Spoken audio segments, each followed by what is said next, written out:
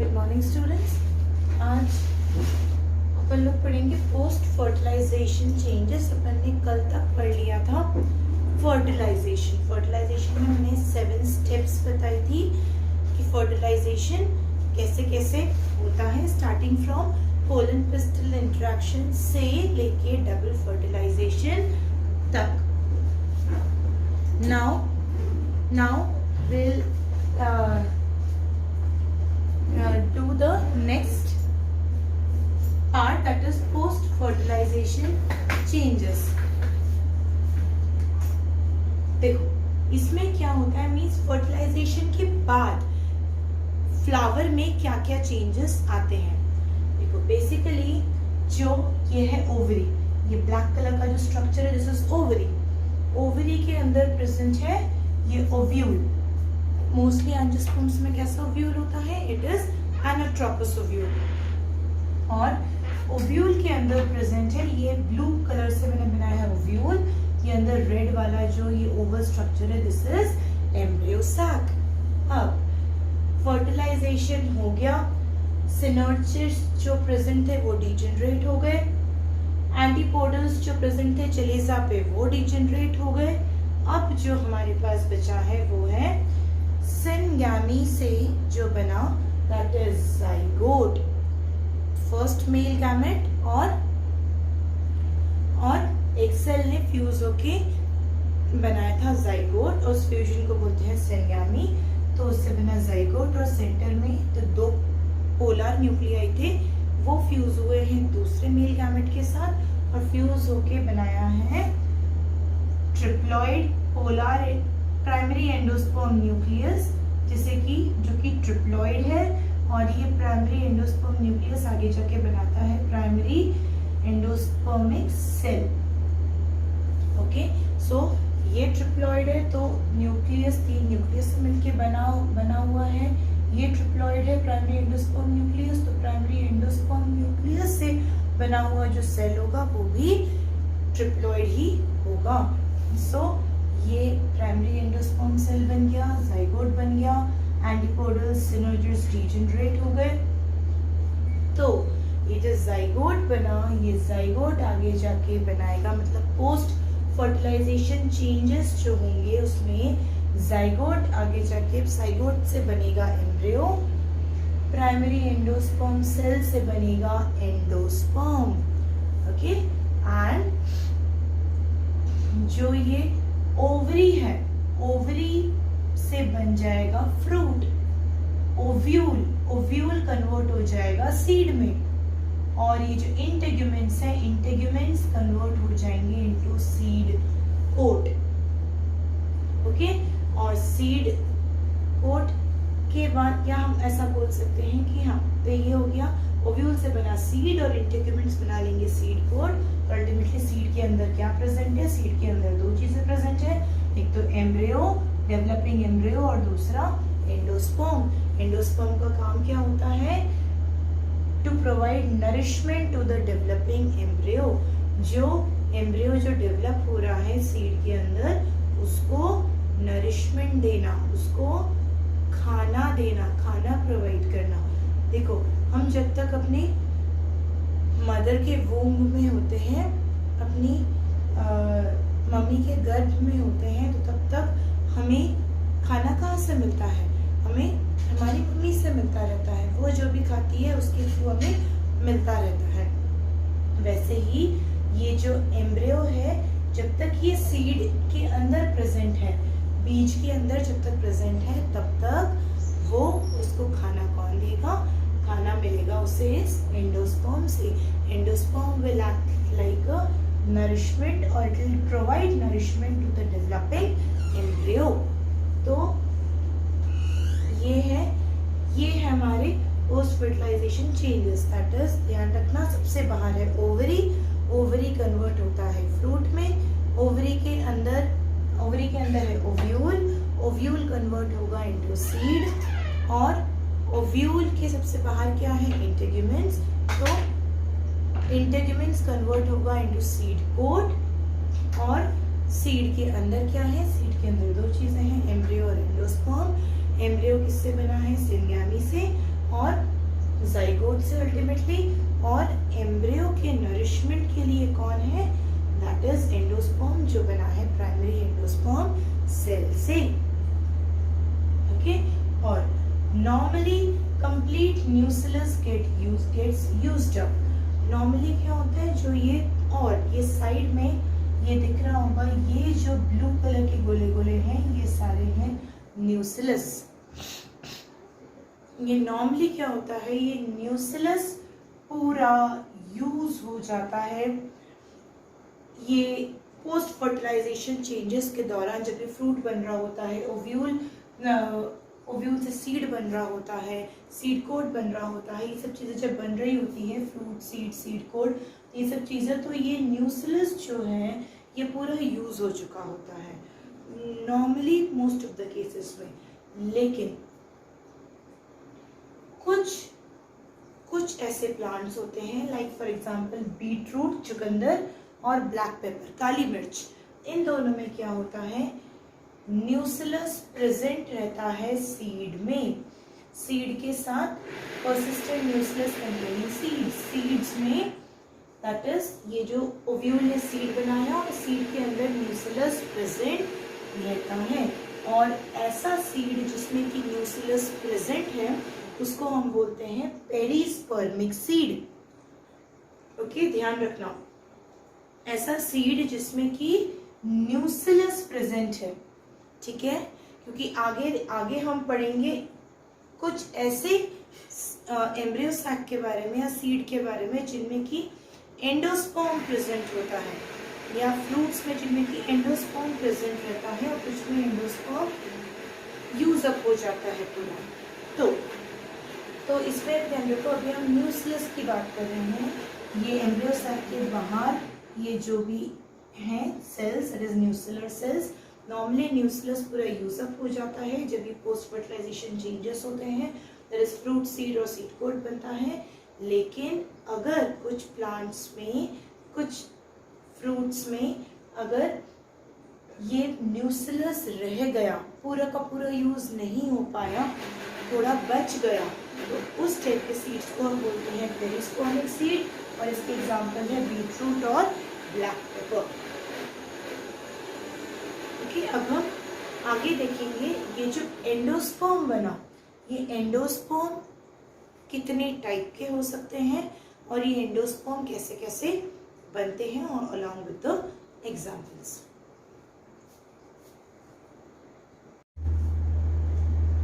So this is what is about the endosperm formation, that is endosperm कैसे कैसे बन सकता है, ओके, या किस किस टाइप के एंडोस्पर्म हो सकते हैं। एंडोस्पर्म बेसिकली है क्या, अगर मैं बता दूं या कैसे बना था एकदम बिगिनिंग से, दैट इज जो पोलर न्यूक्लियाई था वो सेकेंड मेल गैमेट के साथ फ्यूज होकर उसने बनाया था प्राइमरी एंडोस्पर्म न्यूक्लियस। वो प्राइमरी एंडोस्पर्म न्यूक्लियस आगे जाके बना था प्राइमरी एंडोस्पर्म सेल, जो कि ट्रिप्लॉइड कंडीशन में था, 3n कंडीशन में था, और प्राइमरी एंडोस्पर्म सेल से बना एंडोस्पर्म। ये एंडोस्पर्म बेसिकली है क्या, it is a nutritive tissue, means जो कि न्यूट्रिशन प्रोवाइड करता है to the developing embryo. Embryo जो डेवलप हो रहा है सीड के अंदर, उसको न्यूट्रिशन प्रोवाइड करता है। ये endosperm act as reserve food, okay, ये एक रिजर्व फूड मटेरियल की तरह काम करता है, जिससे कि जब तक एम्ब्रियो पूरा डेवलप होके सीड से बाहर नहीं निकल आता, जब तक सीड जर्मिनेट नहीं होता, तब तक ये एंडोस्पर्म उस सीड के अंदर प्रेजेंट उस एम्ब्रियो को नरिशमेंट देता रहेगा, न्यूट्रिशन देता रहेगा। अब ये जो कुछ सीड्स ऐसे होते हैं जो एंडोस्पर्मिक होते हैं, मतलब in fact most of the seeds ऐसे होते हैं जो एंडोस्पर्मिक होते हैं और कुछ नॉन एंडोस्पर्मिक होते हैं। अब एंडोस्पर्मिक सीड्स मतलब जिनमें ये जो न्यूट्रिटिव फूड है, रिजर्व फूड है, एंडोस्पर्म यूज होने के बावजूद, एम्ब्रियो के द्वारा यूज हो जाने के बावजूद अगर एंडोस्पर्म बचा हुआ है सीड के अंदर, तो उसे हम एंडोस्पर्मिक सीड बोलेंगे। और अगर एंडोस्पर्म पूरा का पूरा यूज हो चुका चुका है एम्ब्रियो के द्वारा, तो उसे फिर उसमें कुछ भी एंडोस्पर्म नहीं बचा है तो उसे हम बोलेंगे नॉन एंडोस्पर्मिक सीड। अब ये एंडोस्पर्म फॉर्मेशन कैसे कैसे होता है, दैट इज 3 टाइप का हम पढ़ेंगे। 3 टाइप के एंडोस्पर्म हो सकते हैं, free nuclear endosperm, cellular endosperm और helobial type of endosperm in monocots. अब ये जो फ्री न्यूक्लियर एंडोस्पर्म बनता कैसे है, देखो ये है प्राइमरी एंडोस्पर्म सेल। इसमें प्राइमरी एंडोस्पर्म सेल में जो कि ट्रिप्लॉइड कंडीशन में है, इसमें सिर्फ और सिर्फ न्यूक्लियर डिवीजन होगा। इसमें दैट इज कैरियोकाइनेसिस सिर्फ होगा, इसमें साइटोकाइनेसिस नहीं होगा। और इस वजह से तुम्हें दिख रहा होगा तुम लोग को कि ये जो ट्रिप्लॉइड न्यूक्लियस है, ये जो न्यूक्लियस है सेंटर में, ये न्यूक्लियस सिर्फ और सिर्फ लगातार डिवाइड करता जा रहा है, लेकिन सेल का डिवीजन नहीं हो रहा है। तो only nuclear division, no cytokinesis, means only karyokinesis and no cytokinesis. तो उससे ऐसी कंडीशन आएगी और जिसमें कि ढेर सारे न्यूक्लियस, अंदर सिर्फ न्यूक्लियर डिवीजन हो रहा है लेकिन साइटोकाइनेसिस नहीं हो रहा है, और ये एग्जांपल है। तो उससे क्या होता है कि सिर्फ जब न्यूक्लियस डिवाइड होता है और नए सेल्स नहीं बन रहे हैं, सिर्फ न्यूक्लियस डिवाइड हो रहा है, तो ये ऐसे लिक्विड सा फॉर्म में प्रेजेंट रहता है। इस टाइप के एंडोस्पर्म लिक्विड फॉर्म में प्रेजेंट रहते हैं। That is example is coconut water, नारियल पानी। नारियल पानी में ध्यान रखना फ्री न्यूक्लियर एंडोस्पर्म होता है। जो हम नारियल पानी पीते हैं वो फ्री न्यूक्लियर एंडोस्पर्म है, जिसमें कि सिर्फ और सिर्फ न्यूक्लियर डिवीजन कैरियोकाइनेसिस हुआ है, साइटोकाइनेसिस नहीं हुआ है। नेक्स्ट एग्जांपल है सेलुलर एंडोस्पर्म। ये भी हमें कोकोनट में ही देखने को मिलता है। नारियल, जब हम नारियल फोड़ते हैं तो उसमें नारियल का पानी निकलता है थोड़ा सा। जब वो ब्राउन वाला जो नारियल जब हम फोड़ते हैं, ग्रीन वाला नहीं ब्राउन वाला, तो उसमें हमें नारियल जब फोड़ते हैं नारियल का पानी निकलता है। तो नारियल का पानी कौन सा एंडोस्पर्म है, it is the free nuclear endosperm. और उसके अलावा जो वाइट पार्ट जो नारियल का रहता है, जो हम बेसिकली खाते हैं, वो कौन सा है, वो सेल्यूलर एंडोस्पर्म है। तो कोकोनट में बेसिकली नारियल में free endosperm, free nuclear endosperm भी प्रेजेंट होता है और सेलुलर एंडोस्पर्म भी प्रेजेंट होता है। बट डिफरेंस ये है कि जो फ्री न्यूक्लियर एंडोस्पर्म है वो है कोकोनट वाटर, नारियल पानी, और सेलुलर एंडोस्पर्म से जो बनता है वो है वाइट पार्ट ऑफ कोकोनट, मतलब जो हम कोकोनट, जैसे हम नारियल जो हम खाते हैं, दैट इज द जो वो बनता है सेलुलर एंडोस्पर्म से। वो कैसे बनता है, लाइक ये है प्राइमरी एंडोस्पर्म सेल। वो सेल पूरा डिवाइड करेगा, पहले 2 में, 2 से 4, 4 से 8, 8 से 16, ऐसे करके डिवाइड करते करते सेल्स का गुच्छा बन जाएगा।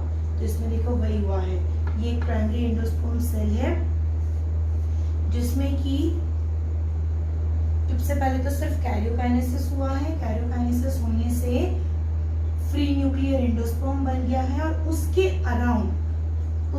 अराउंड जो सेल्स हैं, इस सेल के अराउंड, मान लो इस वाले सेल के अराउंड बाकी जितने जो सेल्स हैं उनमें सेलुलर एंडोस्पर्म बना है, मतलब उनमें डिवीजन हुआ है। इस सेल के अराउंड, प्राइमरी एंडोस्पर्म सेल के अराउंड जो सेल्स थे उनमें डिवीजन हुआ है, मतलब एकदम बाउंड्री वाले जो सेल्स थे उनमें डिवीजन होने की वजह से वो उनमें साइटोकाइनेसिस भी हो रहा था, कैरियोकाइनेसिस हो रहा था, फिर साइटोकाइनेसिस हो रहा था। तो लगातार सेल डिवीजन होने की वजह से बहुत सारे सेल्स बन गए, और यही है जो कि हमारा नारियल का वाइट एडिबल पार्ट होता है। सो सेलुलर एंडोस्पर्म तीसरा टाइप का है, helobial type in monocots, helobial type का एंडोस्पर्म। इसमें ये प्राइमरी एंडोस्पर्म न्यूक्लियस में या प्राइमरी एंडोस्पर्म सेल में दोनों टाइप के डिवीजन एक साथ होते हैं। देखो इसमें क्या हो रहा था, अंदर फ्री न्यूक्लियर एंडोस्पर्म हो रहा था, फ्री न्यूक्लियर डिवीजन हो रहा था, मतलब सिर्फ साइटोकाइनेसिस हो रहा था, लेकिन बाहर कैरियोकाइनेसिस फॉलोड बाय साइटोकाइनेसिस हो रहा था, मतलब अंदर था सेलुलर एंडोस्पर्म, अंदर था फ्री न्यूक्लियर एंडोस्पर्म और बाहर के सेल्स ने डिवाइड करके बनाया था सेलुलर एंडोस्पर्म। लेकिन ये हेलोबियल टाइप में क्या होता है, एक सेल के अंदर ही थोड़े, या हम बोल सकते हैं प्राइमरी एंडोस्पर्म का जो एक सेल है उसके अंदर ही थोड़े से पार्ट में सेलुलर एंडोस्पर्म बनता है और बाकी पार्ट में फ्री न्यूक्लियर एंडोस्पर्म बनता है। और ये हमें हेलोबियल टाइप मीन्स मिक्सचर दोनों का, तो ये हमें देखने को मिलता है मोनोकॉट्स में। देखो एक सेल डिवाइड हुआ, उस एक से दो सेल बने, दो से चार, चार से फिर जो स्टेट आएगी उसमें क्या होगा कि ये जो तीन सेल्स हैं, ये तीन सेल्स ऊपर की तरफ शिफ्ट हो जाएंगे और बाकी ये जो एक सेल है, इस एक सेल में सिर्फ और सिर्फ कैरियोकाइनेसिस होगा, साइटोकाइनेसिस नहीं होगा। तो उससे क्या होगा, ये तीन सेल्स ने बना लिया सेलुलर एंडोस्पर्म और वो ये ऊपर की तरफ इकट्ठा हो गए और ये इकलौते सेल में लगातार कैरियोकाइनेसिस होता गया विदाउट एनी साइटोकाइनेसिस, तो उससे बाकी में बन गया फ्री न्यूक्लियर एंडोस्पर्म। तो जब ऐसा मिक्सचर होता है तो उसे बोलते हैं हम हेलोबियल टाइप ऑफ एंडोस्पर्म, जो कि देखने को मिलता है हमें मोनोकॉट्स में, और बाकी फ्री न्यूक्लियर एंडोस्पर्म और सेलुलर एंडोस्पर्म तो हमें डाइकॉट्स में ही देखने को मिलता है। ओके, तो इसके साथ हमारा पोस्ट फर्टिलाइजेशन चेंजेस का एक पार्ट खत्म होता है। अब जो नेक्स्ट पार्ट है पोस्ट फर्टिलाइजेशन चेंजेस का, दैट इज ये हम embryo formation. Embryo formation means जो जाइगोट से जो एम्ब्रियो बना, वो एम्ब्रियो कैसे कैसे डेवलप होगा कि वो अल्टीमेटली रूट और शूट बना सके या फिर रेडिकल और प्लूम्यूल बना सके। वो एम्ब्रियो कैसे कैसे डेवलप होगा जिससे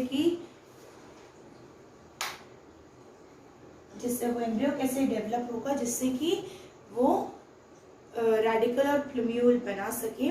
रेडिकल और प्लूम्यूल बेसिकली कैसे बनता है, रेडिकल प्लूम्यूल कॉटिलिडन्स वो एम्ब्रियो में कैसे कैसे बनता है, वो हम देखेंगे अपने नेक्स्ट वीडियो में।